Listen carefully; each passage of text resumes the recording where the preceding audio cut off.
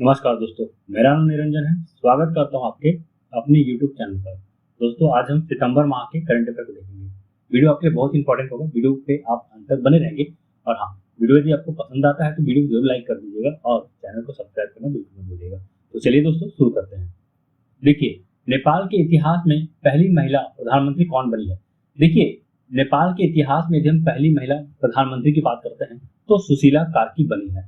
देखिए, सुशीला कार्की जो है ना, नेपाल के सुप्रीम कोर्ट के मुख्य जस्टिस, याद रखेंगे, चीफ जस्टिस ऑफ नेपाल। ठीक, तो प्रथम चीफ जस्टिस बनने का खिताब भी इन्हीं के नाम पर है और अब दोबारा जो है नेपाल में प्रधानमंत्री बनकर जो है महिला प्रधानमंत्री के तौर पे अपना नाम रिकॉर्ड कर दी है। और ये जो है पहला महिला प्रधानमंत्री है।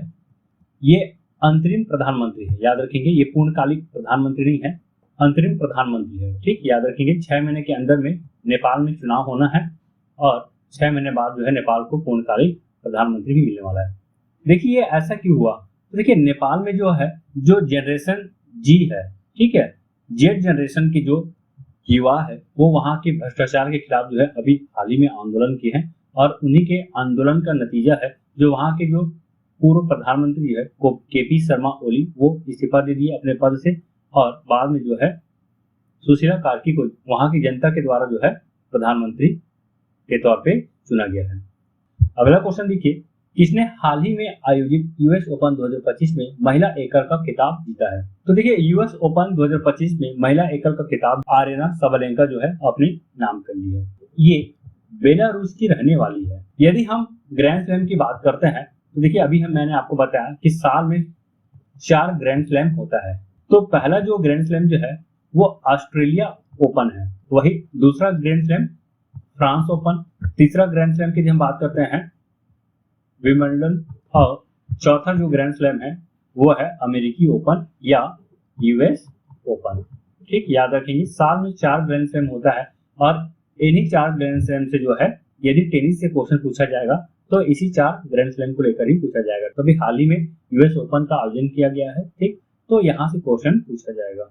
चलिए देखिए, यूएसए के Billie Jean King national tennis centre में आयोजित यूएस ओपन के 145वें संस्करण में स्पेन के सनसनीखेज खिलाड़ी कार्लोस अल्कराज पुरुष एकल खिताब और आरेना सबलेंका महिला एकल का खिताब अपने नाम किया है।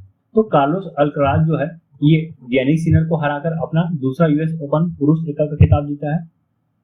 और वही यदि हम आरेना सबलेंका की बात करें तो ये जो है अमांडा अनिसिमोवा को हराकर अपना खिताब बरकरार रखा है। अगला क्वेश्चन देखिए, हाल ही में आयोजित यूएस ओपन 2025 में पुरुष एकल का खिताब किसने जीता है? तो देखिए, इसका सही उत्तर हो जाएगा कार्लोस अल्कराज।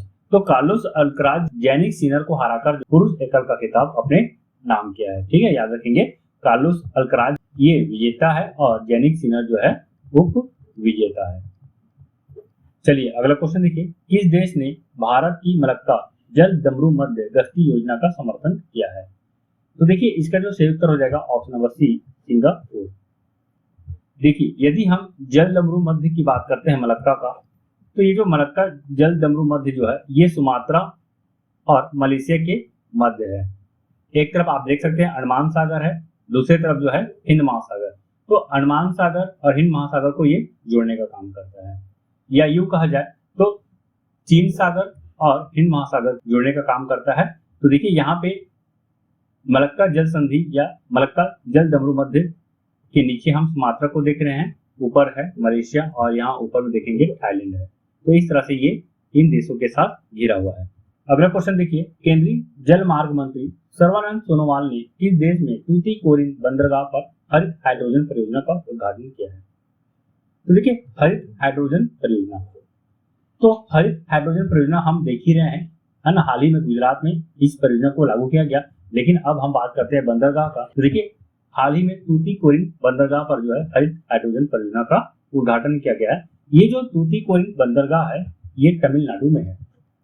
यदि हम बात करते हैं भारत का, तो देखिए, भारत में 3 हाइड्रोजन पोर्ट्स का निर्माण किया जाएगा। ठीक, ये ग्रीन हाइड्रोजन पोर्ट्स होगा। पहला कांडला पोर्ट जो कि गुजरात में है, दूसरा तूतीकोरिन पोर्ट तमिलनाडु में है, तीसरा पारादीप पोर्ट जो कि उड़ीसा। तो इस तरह से अभी हम प्रथम रूप में जो हम देख रहे हैं ये तमिलनाडु के तूतीकोरिन पोर्ट है, जहाँ पे हरित हाइड्रोजन परियोजना का उद्घाटन किया गया है।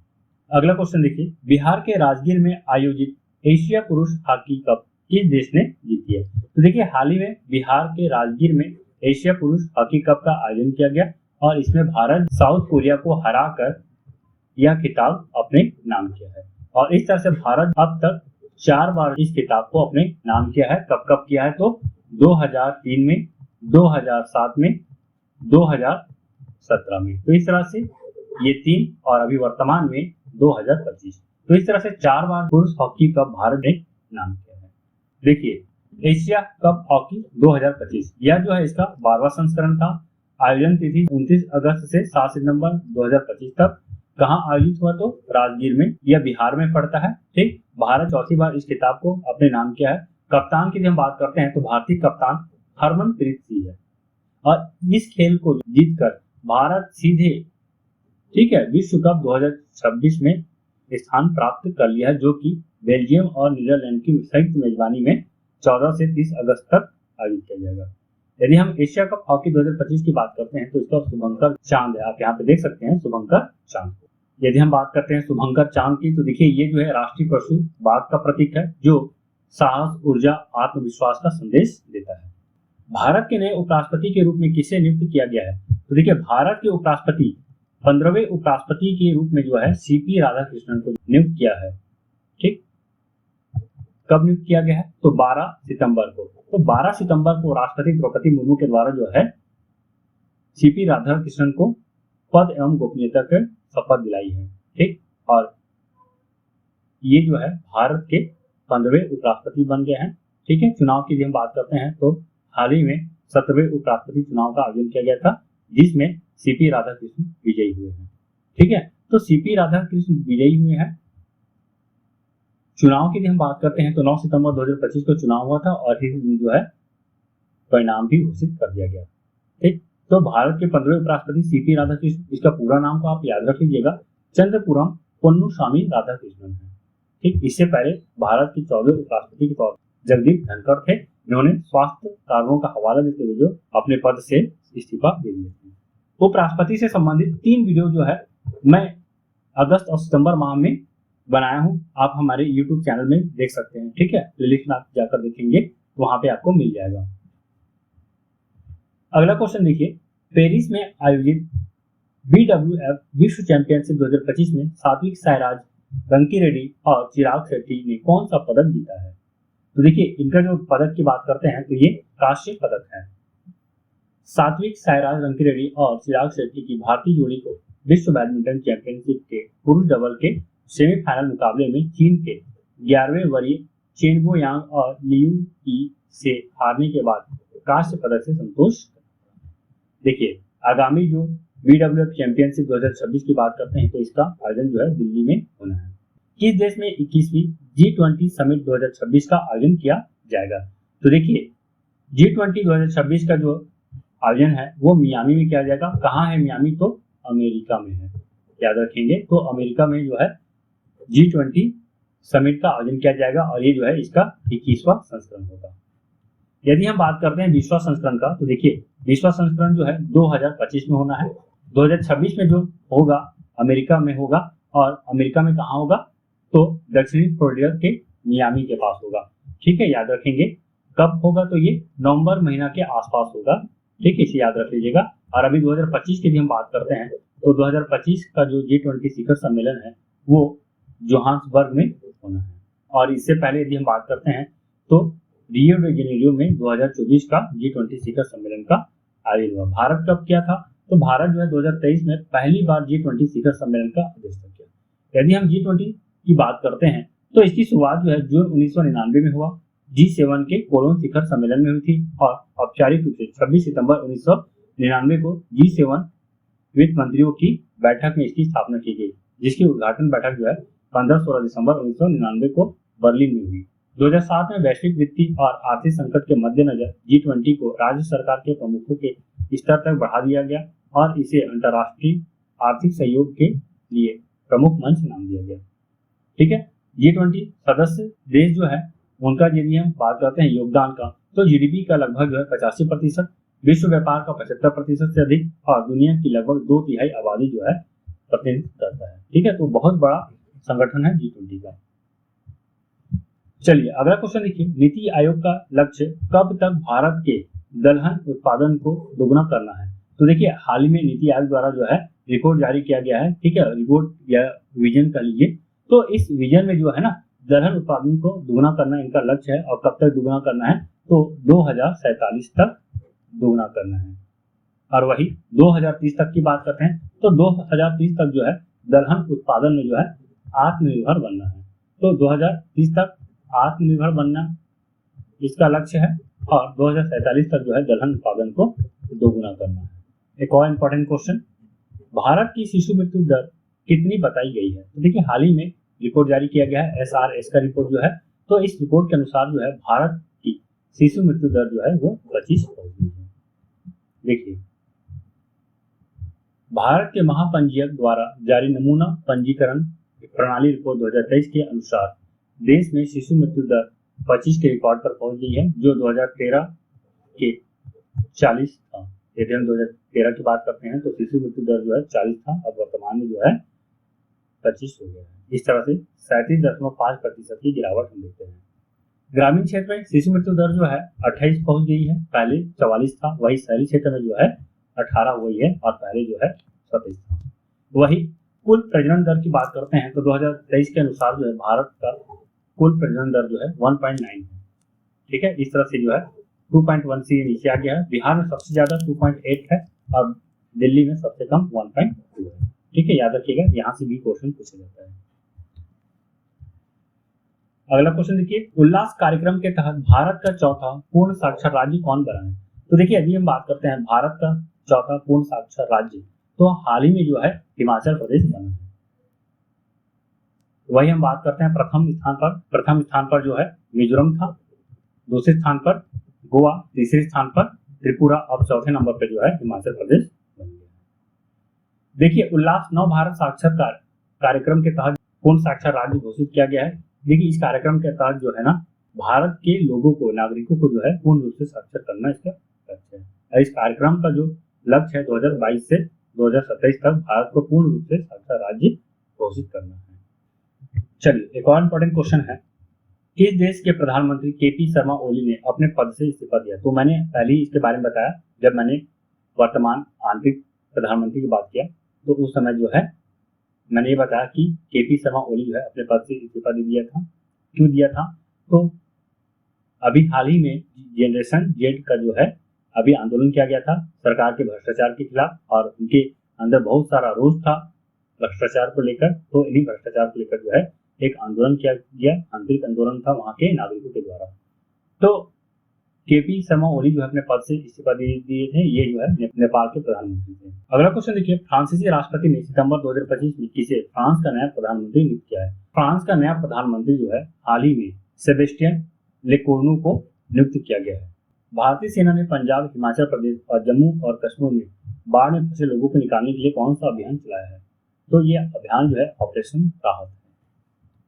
ठीक, तो ऑपरेशन राहत के तहत जो है आपको पता ही होगा कि उत्तर भारत के कई राज्यों में बाढ़ आया और उस बाढ़ से राहत दिलाने के लिए है केंद्र सरकार के द्वारा या वहां के भारतीय सेना के द्वारा जो है ऑपरेशन राहत चलाया गया है। इसके तहत जो है पंजाब, हिमाचल प्रदेश, जम्मू और कश्मीर में बाढ़ में फंसे लोगों को बचाया गया।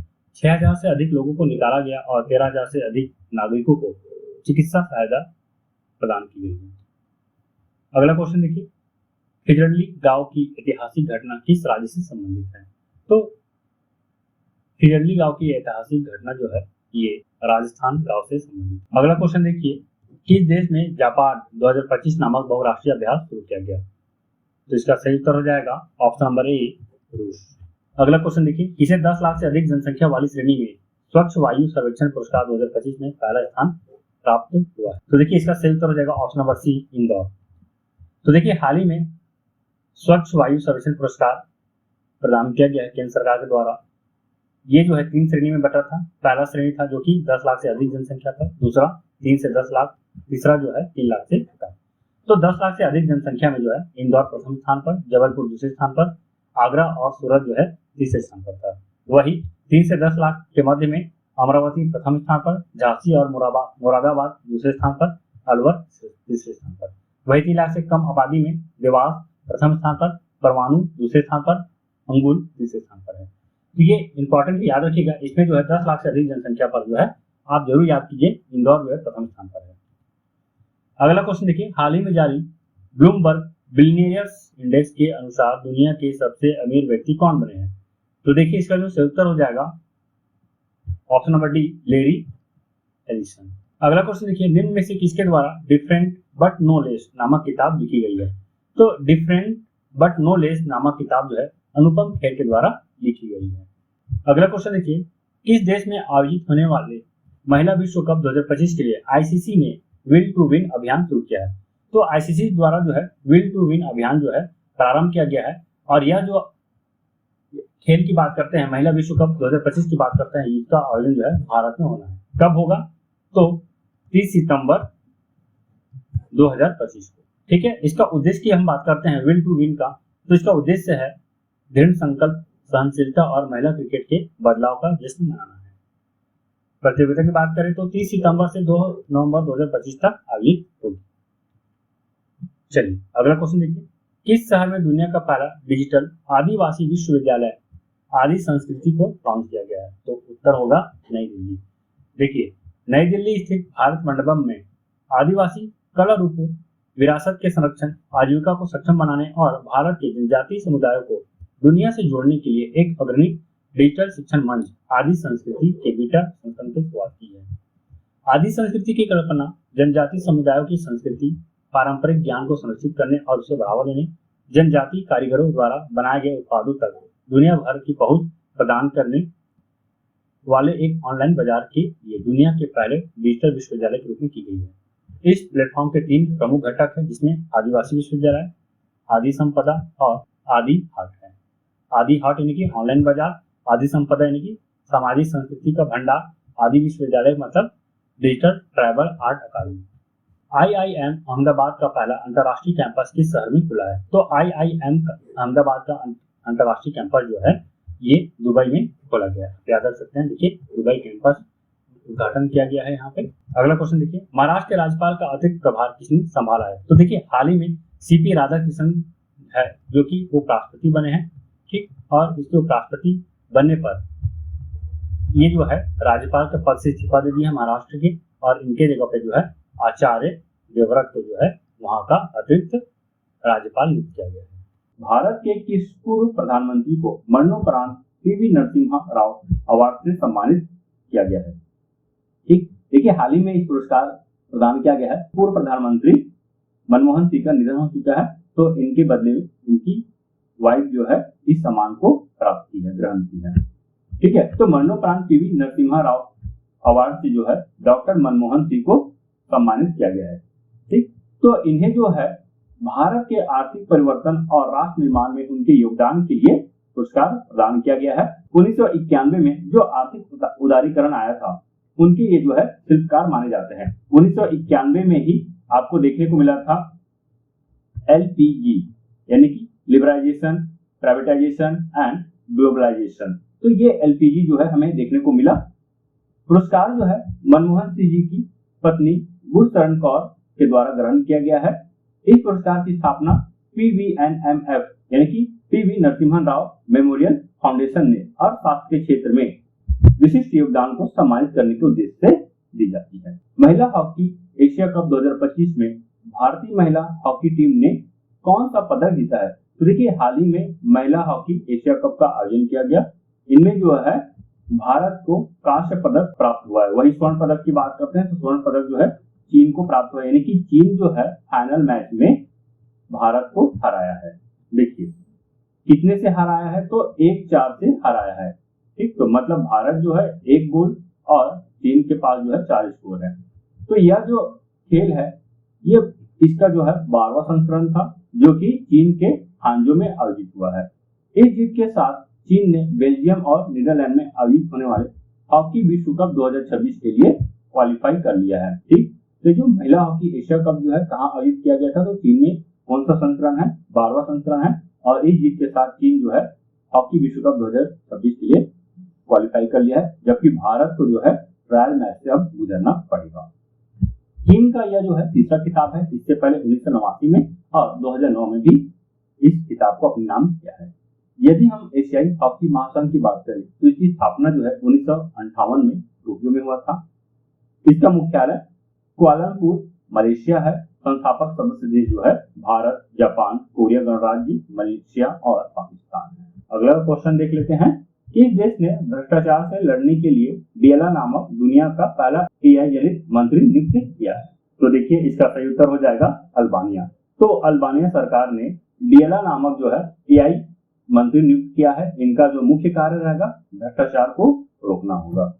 अगला क्वेश्चन देखिए, किस राज्य में भारत का सबसे बड़ा हरित अमोनिया प्रोजेक्ट विकसित किया जाएगा? तो देखिए भारत का सबसे बड़ा हरित अमोनिया प्रोजेक्ट जो है ये ओडिशा में विकसित किया जाएगा। अगला क्वेश्चन, किस शहर को हाल ही में रामसर वेटलैंड सिटी की मान्यता प्रदान की गई है? तो रामसर वेटलैंड सिटी की मान्यता जो है उदयपुर को प्रदान किया गया, हाल ही में प्रदान किया गया है। अगला क्वेश्चन बहुत इंपॉर्टेंट क्वेश्चन दोस्तों, किसने उज्बेकिस्तान में आयोजित ग्रैंड स्विस शतरंज टूर्नामेंट का खिताब महिला वर्ग में जीता है? तो देख सकते हैं आर वैशाली, यानी कि वैशाली राम बाबू। तो वैशाली राम बाबू जो है ना, ये दूसरी बार है जो कि ग्रैंड स्विस शतरंज टूर्नामेंट को अपने नाम किया है। यदि हम ओपन विजेता की बात करते हैं तो अनिश गिरी है। यह जो खेल है समरकंद उज्बेकिस्तान में आयोजित हुआ। इसका तिथि है 4 से 15 सितंबर 2025 तक। मैंने आपको पहले बताया भारतीय ग्रैंड मास्टर वैशाली राम बाबू इस टूर्नामेंट को जीतने वाली लगातार दूसरी बार जीतने वाली महिला है। हाल ही में जारी ग्लोबल इनोवेशन इंडेक्स 2025 में भारत किस स्थान पर रहा है? तो देखिए हाल ही में जारी किया गया ग्लोबल इनोवेशन इंडेक्स में भारत जो है 38वें स्थान पर है। देखिए यदि हम शीर्ष देश की बात करते हैं तो प्रथम 5 जो शीर्ष देश है जिसमें स्विट्जरलैंड प्रथम स्थान पर, स्वीडन द्वितीय स्थान पर, संयुक्त राज्य अमेरिका तृतीय स्थान पर, कोरिया गणराज्य चतुर्थ स्थान पर और सिंगापुर जो है 5वें स्थान पर है। विश्व एथलेटिक्स चैंपियनशिप के ऊंची कूद के फाइनल में पहुंचने वाले पहले भारतीय कौन बने हैं? तो ऊंची कूद के फाइनल में पहुंचने वाले जो है सर्वेश कुशारे जी हैं। आप देख सकते हैं यहाँ पे ये पहले भारतीय है जो कि पहली बार जो है विश्व एथलेटिक्स चैंपियनशिप में कदम रखे हैं। अगला क्वेश्चन, हाल ही में राष्ट्रीय हिंदी दिवस मनाया गया। तो राष्ट्रीय हिंदी दिवस कब मनाया जाता है? देखिए इसका जो सही उत्तर हो जाएगा 14 सितंबर। तो देखिए 14 सितंबर को जो है ना संविधान के द्वारा जो है या संविधान सभा के द्वारा जो है हिंदी को मातृभाषा के रूप में जो है शामिल किया गया है और इसी के तहत जो है 14 सितंबर को प्रति वर्ष राष्ट्रीय हिंदी दिवस के तौर पे मनाया जाता है। ठीक इसी साल जो है इसी दिन जो है 14 सितंबर 1949 को भारत संविधान सभा ने हिंदी को देश की आधिकारिक भाषा का दर्जा दिया। अगला क्वेश्चन देखिए, प्रधानमंत्री नरेंद्र मोदी ने पूर्वोत्तर भारत के किस राज्य के पहले रेल नेटवर्क का उद्घाटन किया है? तो देखिए इसका जो सही उत्तर हो जाएगा ऑप्शन नंबर ए मिजोरम। आप देख सकते हैं मिजोरम में 5 स्टेशन का निर्माण किया गया। ये मिजोरम जो राज्य है ये पहली बार जो है रेल कनेक्टिविटी से जुड़ा है। अब मिजोरम जो है सीधे दिल्ली से भी जुड़ चुका है। अगला क्वेश्चन देखिए, किस राज्य में वैश्विक आउटरीच के साथ ऐतिहासिक 10वें आयुर्वेद दिवस का आयोजन किया जाएगा? तो देखिए 10वें आयुर्वेद दिवस ये जो है 23 सितंबर को आयोजित किया जाएगा। पहली बार जो है जो एक पूर्ण तिथि के रूप में मनाया जाएगा, यानी कि इससे पहले जो है धनतेरस के दिन जो है आयुर्वेद दिवस मनाया जाता था, लेकिन अब जो है 23 सितंबर को प्रतिवर्ष आयुर्वेद दिवस के तौर पे मनाया जाएगा। इस बार जो है 10वां आयुर्वेद दिवस मुख्य रूप से गोवा में मनाया जाएगा। अगला क्वेश्चन देखिए, किस राज्य के हॉर्नबिल महोत्सव को सर्वश्रेष्ठ सांस्कृतिक संगीत और नृत्य के लिए सिल्वर बनियान पुरस्कार प्रदान किया गया है? तो इसका जो सही उत्तर हो जाएगा ऑप्शन नंबर बी नागालैंड। चलिए अगला क्वेश्चन देखिए, पीएम मोदी ने बिहार में कोसी मेची अंतरराज्यीय नदी संपर्क परियोजना के पहले चरण आधारशिला रखी। इससे किन जिलों को लाभ होगा? तो देखिए इसका जो सही उत्तर हो जाएगा अररिया, पूर्णिया, किशनगंज और कटिहार। देखिए कोसी मेची नदी संपर्क परियोजना भारत की महत्वाकांक्षी नदी जोड़ो योजना का हिस्सा है। यह योजना जल संसाधनों के प्रबंधन, बाढ़ नियंत्रण और सिंचाई को मजबूत करने के उद्देश्य से शुरू की गई है।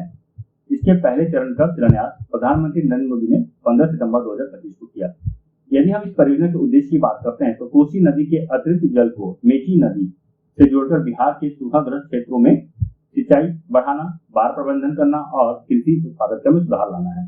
देखिए जो कोसी नदी है ना, इसको बिहार का शोक कहा जाता है, यानी कि हर वर्ष लगभग हमें यह देखा जाता है कि ये बिहार में बाढ़ लेकर आता है और इस कारण जो है कोसी नदी को बिहार का शोक भी कहा जाता है। तो इसी नदी के जल को जो है मेची बेसिन में जो है सप्लाई किया जाएगा, जिससे बाढ़ को जो है नियंत्रित किया जाएगा और मेची नदी का जो अपवाह क्षेत्र है वहां पे सूखा से बचाया जा सकता है। ठीक है, देखिए अगला क्वेश्चन, किस देश में पैसिफिक रिच 2025 सैन्य अभ्यास शुरू किया गया? तो इसका सही उत्तर हो जाएगा ऑप्शन नंबर सी, सिंगापुर। चलिए एक और इंपॉर्टेंट क्वेश्चन देखिए, स्पीड स्केटिंग विश्व चैंपियनशिप में स्वर्ण पदक जीतने वाले पहले भारतीय कौन बन गए हैं? तो देखिए इसका सही उत्तर हो जाएगा option number A, Anand Kumar. तो आनंद कुमार जो है ये चीन के स्पीड स्केटिंग विश्व चैंपियनशिप में भारत को पहला स्वर्ण पदक दिलाया है। 22 वर्षीय आनंद कुमार ने सीनियर पुरुष 1000 मीटर स्प्रिंट का खिताब जीता और स्पीड स्केटिंग में पहले भारतीय विश्व चैंपियन बने हैं। अगला क्वेश्चन देखिए, प्रधानमंत्री नरेंद्र मोदी ने बिहार के किस जिले में स्थापित 10 करोड़ की सेक्स शॉर्टेज सीमेंट सुविधा का उद्घाटन किया है? तो इसका सही उत्तर हो जाएगा ऑप्शन नंबर बी, पूर्णिया। अगला क्वेश्चन, किसे संयुक्त राष्ट्र महिला की कार्यकारी निदेशक नियुक्त किया गया है? तो इसका सही उत्तर हो जाएगा सीमा स्वामी बहाउस। देखिए अगला क्वेश्चन, प्रधानमंत्री नरेंद्र मोदी ने किस राज्य में देश के पहले पीएम मित्र पार्क का शिलान्यास किया है? इसका सही उत्तर हो जाएगा option number C, Madhya Pradesh. तो मध्य प्रदेश के धार जिला में पहला पीएम मित्र पार्क का शिलान्यास किया गया है। इसका मुख्य जो कार्य है वस्त्र उत्पादन को बढ़ावा देना। अगला क्वेश्चन देखिए, केंद्रीय गृह मंत्री अमित शाह ने किस शहर में भारत के सबसे बड़े खेल परिसर का उद्घाटन किया है? तो हाल ही में अहमदाबाद में भारत का सबसे बड़ा खेल परिसर का उद्घाटन किया गया है। इस खेल परिसर को उद्घाटन करने से भारत जो है वैश्विक मानचित्र पर अपना स्थान हासिल कर लेगा और अहमदाबाद जो है खेल के क्षेत्र में एक प्रमुख हब बनने के लिए रेडी हो जाएगा। केंद्रीय गृह मंत्री अमित शाह ने गुजरात के अहमदाबाद के नारायणपुरा में भारत का सबसे बड़े और सबसे आधुनिक वीर सावरकर खेल परिसर का उद्घाटन किया है। इसका जो नाम है वीर सावरकर खेल परिसर। वीर सावरकर स्पोर्ट्स कॉम्प्लेक्स भारत का सबसे बड़ा और विश्व का सबसे आधुनिक खेल परिसर है, जो फिट इंडिया जोन और आउटडोर स्पोर्ट्स जोन सहित खिलाड़ियों को ट्रेनिंग से लेकर पदक जीतने तक की सभी आधुनिक सुविधाएं प्रदान करता है। अहमदाबाद नरेंद्र मोदी क्रिकेट स्टेडियम और सरदार पटेल खेल परिसर के साथ देश की खेल राजधानी बनेगा। देखिए भारत जो है 2036 तक 13 अंतर्राष्ट्रीय आयोजनों की मेजबानी करेगा और भारत का जो मुख्य लक्ष्य जो है 2036 में होने वाले ओलंपिक है उसका आयोजन जो है अहमदाबाद में करेगा, भारत राज्य में देश में करेगा। अगला क्वेश्चन देखिए, वर्ष 2027 में शंघाई सहयोग संगठन एससीओ शिखर सम्मेलन की मेजबानी कौन सा देश करेगा? तो देखिए 2027 में एससीओ की जो मेजबानी है वो पाकिस्तान देश करेगा। वही 2026 की बात करें तो किर्गिस्तान के द्वारा किया जाएगा और 2025 की बात करें तो हाल ही में चीन के द्वारा जो है इस सम्मेलन का मेजबानी किया गया है। हाल ही में किसे अंतर्राष्ट्रीय मुद्रा कोष का कार्यकारी निदेशक नियुक्त किया गया है? तो देखिए अंतर्राष्ट्रीय मुद्रा कोष यानी कि IMF वित्तीय बैंक है जो कि अपने सदस्य देशों को जो है अल्पकालीन एवं दीर्घकालीन ऋण प्रदान करता है। ठीक है, तो ये बहुत ही इंपॉर्टेंट है, याद रखिएगा कि हाल ही में अंतर्राष्ट्रीय मुद्रा कोष का कार्यकारी निदेशक जो है उर्जित पटेल को नियुक्त किया गया है। उर्जित पटेल के बारे में आपको बता दूं कि ये पूर्व RBI गवर्नर रह चुके हैं। ठीक है, चलिए देखिए उर्जित पटेल को अंतर्राष्ट्रीय मुद्रा कोष का कार्यकारी निदेशक नियुक्त किया गया है। यदि हम IMF की मुख्यालय की बात करते हैं तो इसका मुख्यालय जो है वाशिंगटन DC जो कि संयुक्त राज्य अमेरिका में है। इसकी स्थापना जो है द्वितीय विश्व युद्ध के समय जो है जुलाई 1944 में होता है। इसके वर्तमान प्रबंध निदेशक जो है क्रिस्टालिना जॉर्जीवा है। अगला क्वेश्चन देखिए, भारत के किस गैर सरकारी संगठन को रेमन मैग्सेसे पुरस्कार 2025 के लिए चुना गया है? तो देखिए रेमन मैग्सेसे पुरस्कार 2025 के लिए जो है एजुकेट गर्ल को चुना गया है। ठीक है, तो एजुकेट गर्ल जो है रेमन मैग्सेसे पुरस्कार प्राप्त करने वाली भारत की पहली जो है संस्था बन गई है। ठीक है, भारत की पहली संस्था है और गैर सरकारी संस्था भी है। देखिए ये NGO है। ठीक है, तो दोस्तों इससे संबंधित जो है रेमन मैग्सेसे पुरस्कार से संबंधित जो है एक विस्तृत वीडियो मैं बना चुका हूं, आप हमारे YouTube चैनल में जरूर देखिएगा, प्लेलिस्ट में आप देख लीजिएगा। रेमन मैग्सेसे पुरस्कार को जो है एशिया का नोबेल पुरस्कार के तौर पर भी माना जाता है। ई मोबिलिटी को बढ़ावा देने के लिए भारत ने किस देश के साथ दोस्ती पहल शुरू की है? तो देखिए ई मोबिलिटी को बढ़ावा देने के लिए भारत जो है नॉर्वे के साथ मिलकर जो है दोस्ती पहल शुरू की है, ताकि भारत में ज्यादा से ज्यादा जो है ई मोबिलिटी को बढ़ावा दिया जा सके। ठीक है, ई व्हीकल को बढ़ावा दिया जा सके, इसलिए जो है भारत नॉर्वे के साथ जो है दोस्ती पहल की शुरुआत की है। देखिए, एससीओ सम्मेलन 2025 का आयोजन इस देश में किया गया, जिसमें भारत का प्रतिनिधित्व पीएम मोदी ने किया है। तो अभी हाल ही में एससीओ मतलब शंघाई शिखर सहयोग सम्मेलन का जो है आयोजन किया गया है। ठीक, कहाँ किया गया? तो चीन में किया गया है। चीन में कब से कब तक? तो 31 अगस्त और 1 सितंबर। ठीक है, तो 31 अगस्त और 1 सितंबर को जो है इस सम्मेलन का आयोजन किया गया है, जो कि चाइना में। ठीक, याद रखेंगे। और यह जो है एससीओ का 25वां संस्करण है। देखिए, चीन के तियानजिन में शुरू हुआ 2 दिवसीय एससीओ समिट अब तक का सबसे बड़ा सम्मेलन है। इसमें भारत, रूस, ईरान, पाकिस्तान समेत 20 से अधिक देशों के नेता शामिल हुए हैं। बैठक का एजेंडा सिक्योरिटी, ट्रेड और जियो पॉलिटिकल है। यह जो इसका 25वां संस्करण है। अब याद रखेंगे 26वां संस्करण जो अगले साल 2026 में होने वाला है, इसका अध्यक्षता जो है किर्गिस्तान के द्वारा जो है किया जाएगा। ठीक है, 2026 के लिए जो है इसका अध्यक्षता किर्गिस्तान को सौंप दिया गया है। नीरज चोपड़ा ने स्विट्जरलैंड के ज्यूरिख में आयोजित डायमंड लीग 2025 में कौन सा मेडल जीता है? तो देखिए, डायमंड लीग 2025 में जो है, जो कि स्विट्जरलैंड के ज्यूरिख में आयोजित हुआ है, तो इसमें नीरज चोपड़ा जो है दूसरा स्थान प्राप्त किया है। ठीक है, तो दूसरा स्थान प्राप्त किया है और दूसरा स्थान प्राप्त करने के लिए जो है इसे सिल्वर मेडल प्रदान किया गया है। तो नीरज चोपड़ा जो है 85.10 मीटर थ्रो के साथ जो है दूसरे स्थान पर रहा है। वही पहले स्थान पे हम बात करते हैं तो जर्मनी के जूलियन वेबर जो कि 91.51 मीटर थ्रो के साथ जो है गोल्ड मेडल जीता है। वही तीसरा स्थान पर जो है ट्रिनिडाद और टोबैगो के केशोन वालकॉट है, जो कि 84.95 मीटर के साथ जो है तीसरे स्थान पर रहे। हाल ही में कहा भारत का पहला फाइटोसौर जीवाश्म मिला है। तो फाइटोसौर जीवाश्म जो कि बोला जाता है कि 20 करोड़ वर्ष पुराना है ये जीवाश्म, जो कि मगरमच्छ के जैसे दिखने वाली एक डायनासोर की प्रजाति है। ठीक, और ये भारत का पहला जो है जीवाश्म है जो कि फाइटोसौर से संबंधित है। और इसका जो खोज जो है जैसलमेर में किया गया है। जैसलमेर जो कि राजस्थान राज्य में पड़ता है। और यह भी माना गया है इस खोज के साथ कि 20 करोड़ वर्ष पहले जो है राजस्थान में कहीं न कहीं पानी की मात्रा हमें देखने को मिलती थी, जबकि वर्तमान में पूरी तरह से रेगिस्तान। इस देश ने नेपाल को हराकर सैफ अंडर-17 महिला चैंपियनशिप 2025 का खिताब जीता है। हाल ही में नेपाल को हराकर जो है भारत जो है सैफ अंडर-17 महिला चैंपियनशिप 2025 का खिताब अपने नाम किया है। देखिए, यदि हम सैफ प्रतियोगिता की बात करते हैं तो ये फुटबॉल से संबंधित है। चलिए, एक और इम्पोर्टेंट क्वेश्चन देखिए, किस कंपनी ने जेमिनी 2.5 फ्लैश इमेज नाम से एआई इमेज एडिटिंग टूल को लॉन्च किया है? तो देखिए, ये जो है आर्टिफिशियल इंटेलिजेंस से संबंधित जो है इमेज एडिटिंग टूल है। आप इस टूल के माध्यम से इमेज को किसी भी प्रकार से क्रिएट कर सकते हैं। तो ये जो जेमिनी 2.5 फ्लैश इमेज है, इसे गूगल के द्वारा लॉन्च किया गया है। पहले जो है जेमिनी 2.5 फ्लैश इमेज जो है ये नैनो बनाना के नाम से जाना जाता था। ठीक है, तो नैनो बनाना के नाम से पहले जो ये इमेज एडिटिंग टूल था, जिसे अब गूगल के द्वारा जो है जेमिनी 2.5 फ्लैश इमेज कर दिया गया। भारत सरकार द्वारा जनजातीय भाषाओं के लिए शुरू किए गए कृत्रिम बुद्धिमत्ता आधारित अनुवाद मॉडल का नाम क्या है? तो देखिए, जनजातियों के भाषाओं को, ठीक है, उसके भाषाओं को संरक्षित करने के लिए जो है केंद्र सरकार के द्वारा इस मॉडल का निर्माण किया गया है। ठीक है, इसका जो नाम है आदि वाणी है। ठीक, याद रखिएगा। देखिए, 1 सितंबर 2025 को भारत में जनजातीय भाषाओं के लिए केंद्र सरकार के कृत्रिम बुद्धिमत्ता आधारित अनुवाद मॉडल आदि वाणी का बीटा संस्करण लॉन्च किया गया है। आदि वाणी का बीटा संस्करण जनजातीय भाषाओं के लिए भारत का पहला कृत्रिम बुद्धिमत्ता संचालित अनुवादक है।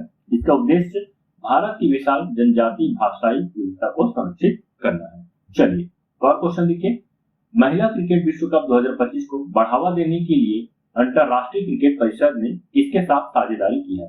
तो देखिए, महिला क्रिकेट विश्व कप 2025 को बढ़ावा देने के लिए जो है आईसीसी ने गूगल के द्वारा साथ जो है साझेदारी। इसका जो उद्देश्य है प्रशंसकों की भागीदारी बढ़ाना, डिजिटल पहुंच में सुधार करना है। इस राज्य में लाडो लक्ष्मी योजना की शुरू की गई है। तो जो लाडो लक्ष्मी योजना जो है ये हरियाणा सरकार के द्वारा जो है शुरू किया गया है। इसके तहत जो है महिलाओं को प्रति माह 2100 रुपए प्रदान किए गए। अब इस योजना की जब बात करते हैं तो देखिए इस योजना को हरियाणा सरकार के द्वारा जो है 25 सितंबर 2025 से 23 वर्ष और उससे अधिक आयु की पात्र महिलाओं को 2100 रुपए की मासिक सहायता दी जाएगी। ठीक है, इस तरह का सहायता जो है हम अन्य राज्यों में देखते हैं, जैसे छत्तीसगढ़ सरकार के द्वारा जो है 1000 रुपए महतारी वंदन योजना के तहत प्रदान किया जा रहा है, मध्य प्रदेश सरकार के द्वारा प्रदान किया जा रहा है, तेलंगाना सरकार के द्वारा, आंध्र प्रदेश सरकार के द्वारा। तो इस तरह से कई स्टेट गवर्नमेंट है इस तरह का घोषणा करी है। ठीक है, और इसका एक ही उद्देश्य है पद पर बने रहना। ठीक, अगला क्वेश्चन देखिए, हाल ही में महालेखा नियंत्रक का पद किसने संभाला है? तो देखिए हाल ही में महालेखा नियंत्रक पद पर जो है टीसीए कल्याणी ने पदभार ग्रहण किया है। अगला क्वेश्चन देखिए, बहुत इंपॉर्टेंट है, वैश्विक शांति सूचकांक 2025 में किस देश को एशिया का सबसे सुरक्षित घोषित किया गया है? तो सबसे सुरक्षित देश के तौर पे जो है एशिया का सिंगापुर देश है। ठीक, याद रखिएगा। वही हम विश्व की बात करते हैं तो विश्व में जो आइसलैंड जो है ये प्रथम स्थान पर है, भारत की स्थिति 115वां स्थान पर है।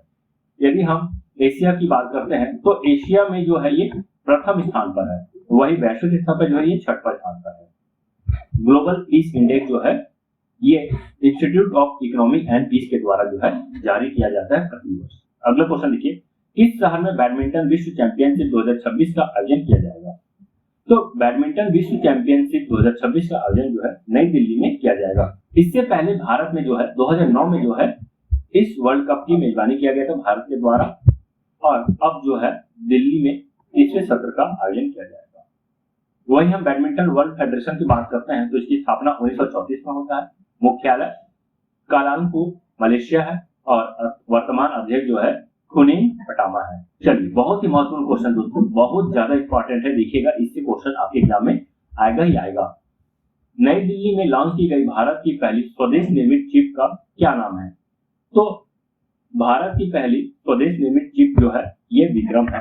ये जो चिप है 32 बिट का है और इसके जो निर्माण करता है जो है इसरो के द्वारा किया गया है। इसका जो उपयोग यदि हम बात करते हैं तो इसरो के जो रॉकेट है, सैटेलाइट है, उसमें जो है इस चिप का उपयोग किया जाएगा। और सबसे बड़ी बात यह है दोस्तों कि भारत में बना हुआ पूर्णतः स्वदेशी रूप से निर्मित जो है ये भारत का पहला चिप है।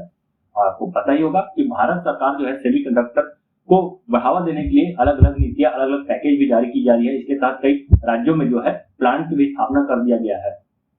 तो ये जो है बहुत ही बड़ी उपलब्धि माना जा रहा है भारत के लिए सेमीकंडक्टर के क्षेत्र में। चलिए, एक और क्वेश्चन, इस क्वेश्चन से संबंधित उत्तर मैंने पहले दे दिया कि किस देश को शंघाई सहयोग संगठन की अध्यक्षता जो है 2025-26 के लिए मिली है? तो इसका सही उत्तर हो जाएगा किर्गिज। आप देख सकते हैं वर्ल्ड मैप में ये रेड कलर से जो हाईलाइटेड है ये किर्गिस्तान है, जो कि चाइना के पड़ोसी देश भी है। ठीक है, इसके नीचे ताजिकिस्तान, बाजू में उज्बेकिस्तान, कजाकिस्तान। ठीक है, चलिए अगला क्वेश्चन देखते हैं। हाल ही में भारत और थाईलैंड के संयुक्त अभ्यास मैत्री का 14वां संस्करण किस शहर में शुरू हुआ? तो देखिए मेघालय में शुरू हुआ है और मेघालय के उमरोई में जो है मैत्री अभ्यास का प्रारंभ हुआ है। ठीक है, तो मैत्री अभ्यास जो है भारत और थाईलैंड के मध्य जो है प्रतिवर्ष चक्रीय क्रम में होता है। इस बैंक ने रुपे नेटवर्क पर भारत का पहला EMI आधारित क्रेडिट कार्ड लॉन्च किया है। इसका सही उत्तर हो जाएगा AU स्मॉल फाइनेंस बैंक। देखिए यूनिटी स्मॉल फाइनेंस बैंक और भारत पे ने संयुक्त रूप से एक क्रेडिट कार्ड भारत में लॉन्च किया है। इसे रुपे नेटवर्क पर भारत के पहले EMI आधारित क्रेडिट कार्ड के रूप में पेश किया जा रहा है। यह ग्राहकों को या तो पूरा भुगतान करने या अपने खर्चों को समान मासिक किस्तों में बदलने का विकल्प देता है। यूनिटी बैंक भारत के क्रेडिट कार्ड भारतीय राष्ट्रीय भुगतान निगम के सहयोग से विकसित किया गया है। चलिए और क्वेश्चन देखिए, हाल ही में किसे प्रतिष्ठित क्रेस्ट गोल्ड अवार्ड दिया गया है? तो क्रेस्ट गोल्ड अवार्ड जो है आहान रितेश प्रजापति को दिया गया है। क्यों दिया गया है? तो देखिए इन्होंने एक प्रकार का मॉडल विकसित किया है जो मशीन लर्निंग मॉडल है, जो कि ऐसे बच्चे जो कि जन्म से लाल और हरे रंग की पहचान कर नहीं पाते हैं तो उनके लिए जो है यह मॉडल कारगर सिद्ध। तो ये जो है कलर ब्लाइंडनेस बच्चों के लिए ऐसा मॉडल है जो किताबों में बनी तस्वीरें और नक्शों को पहचान करने में बेहद आसान बना देता है। चलिए बहुत ही इंपॉर्टेंट क्वेश्चन है दोस्तों, याद रखिएगा। जीएसटी काउंसिल की 56वीं मीटिंग में कौन कौन से दो मुख्य टैक्स स्लैब तय किए गए हैं। ठीक है, याद रखेंगे 2 मुख्य टैक्स स्लैब है जो कि 5% और 18% है। याद रखेंगे पहले जो है 4 स्लैब में टैक्स लिया जाता था, अब जो है 2 स्लैब में ही टैक्स लिया जा रहा है जो कि 5% और 18% है।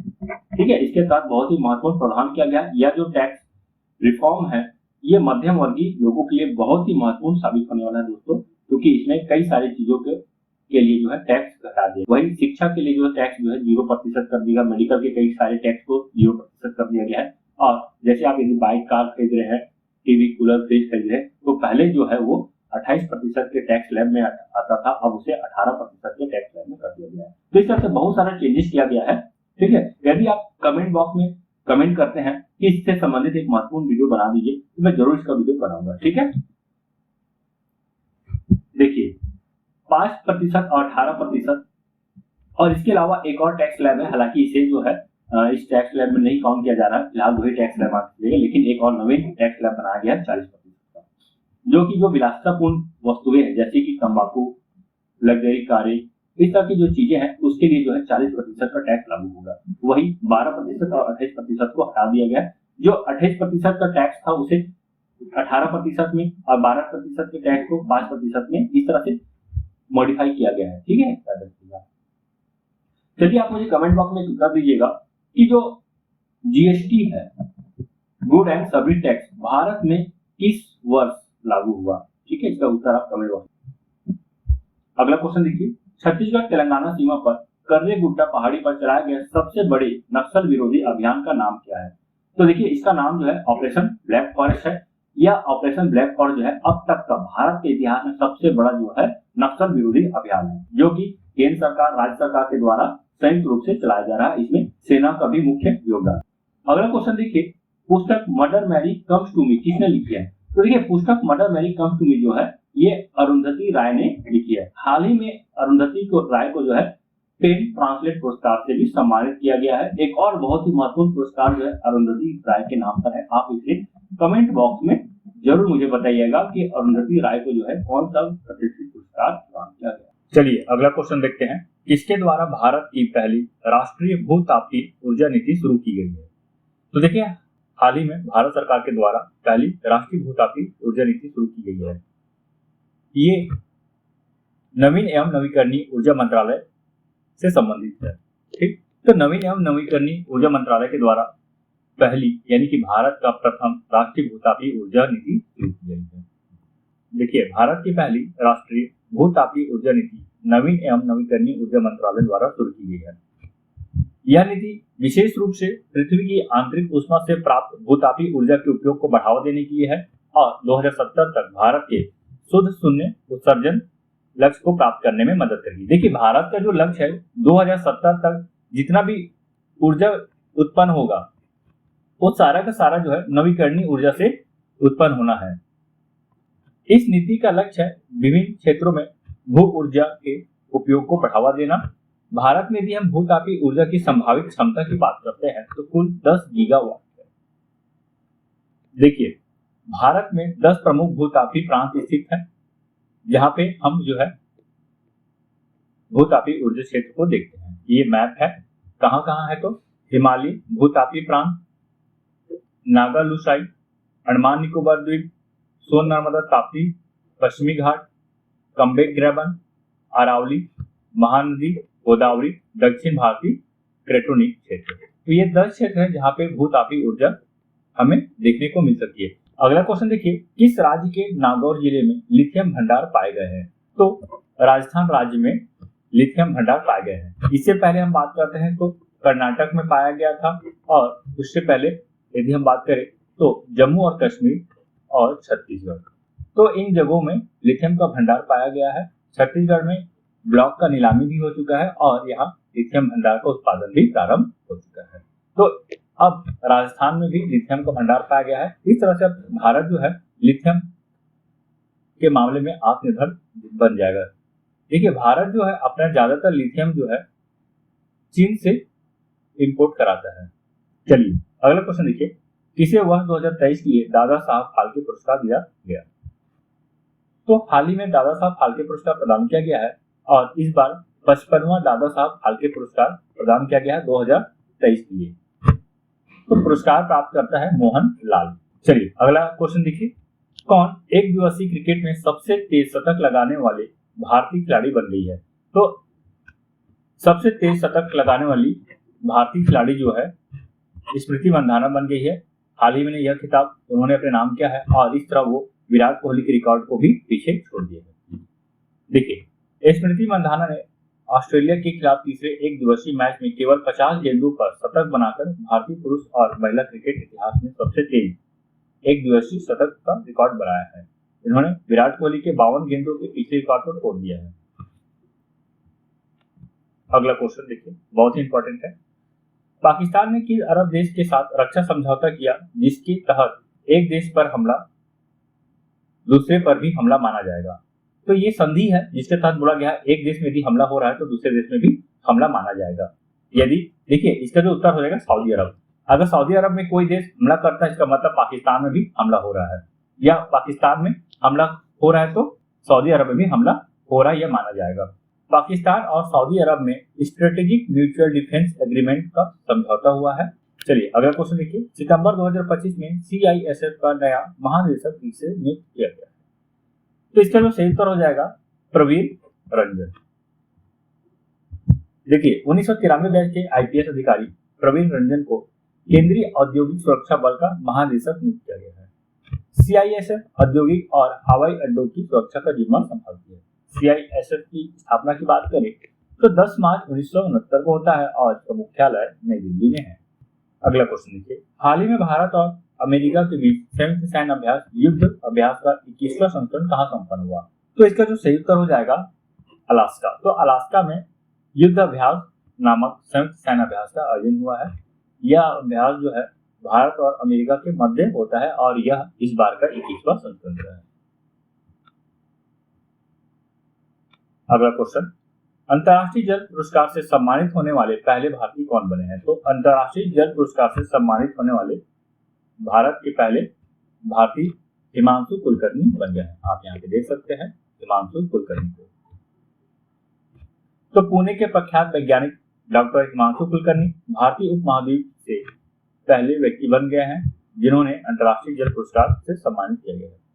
ठीक, यह प्रतिष्ठित पुरस्कार विश्वविद्यालय ऑफ ओक्लाहोमा USA के वाटर सेंटर द्वारा 2009 से हर 2 वर्ष में प्रदान किया जाता है। यह पुरस्कार विकासशील देशों में जल पूर्ति और स्वच्छता के क्षेत्र में उल्लेखनीय योगदान के लिए दिया जाता है।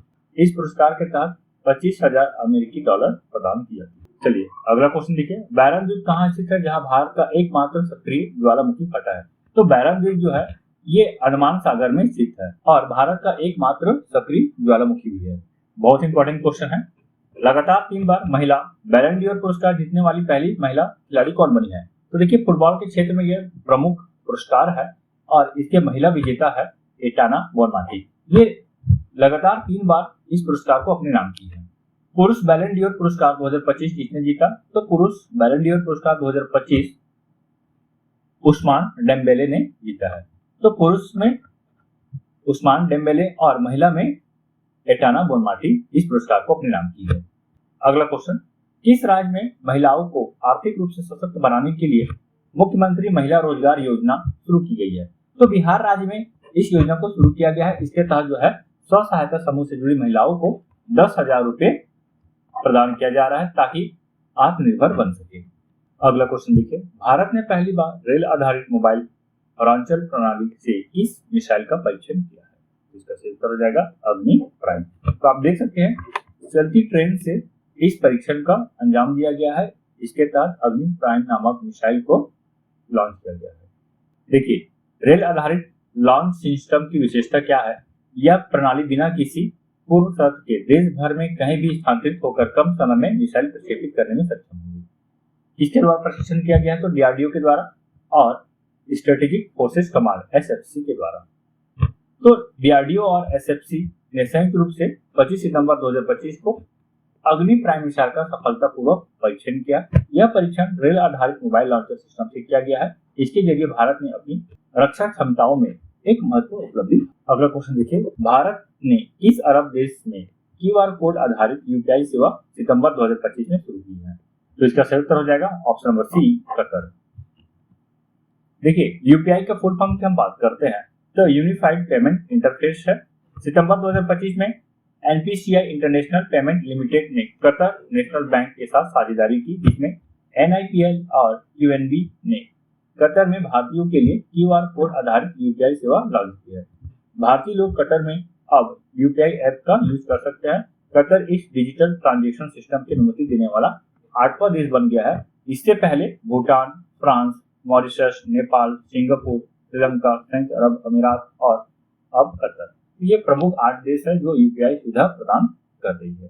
तो दोस्तों यहीं तक था हमारा वीडियो आपको कैसा लगा कमेंट करके जरूर बताइएगा। वीडियो आपको पसंद आता है तो वीडियो को लाइक कीजिए और चैनल पे नए हैं तो चैनल को सब्सक्राइब करना बिल्कुल मत भूलिएगा, क्योंकि इसी तरह का वीडियो आपको हमेशा मिलता रहेगा। तो मिलते हैं नए वीडियो के साथ, तब तक के लिए बाय बाय, मस्त रहिए, मस्त पढ़िए, धन्यवाद।